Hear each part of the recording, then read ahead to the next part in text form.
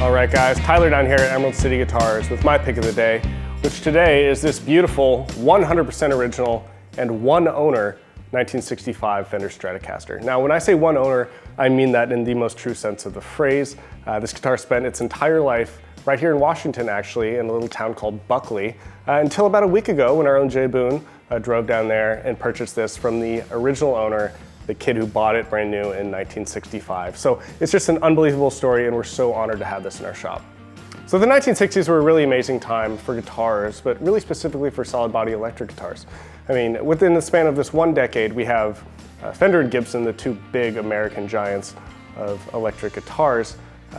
In the one decade, they go from being relatively small, family-owned businesses to, at the end of the decade, they're both owned and operated by these huge multinational corporations that prior to owning them really had no experience in instrument making at all. So it was a huge evolution in the guitar market, and as the market evolved, the instruments did as well. And this one from 1965 is just a really great snapshot of the middle of that period when a lot of things were changing.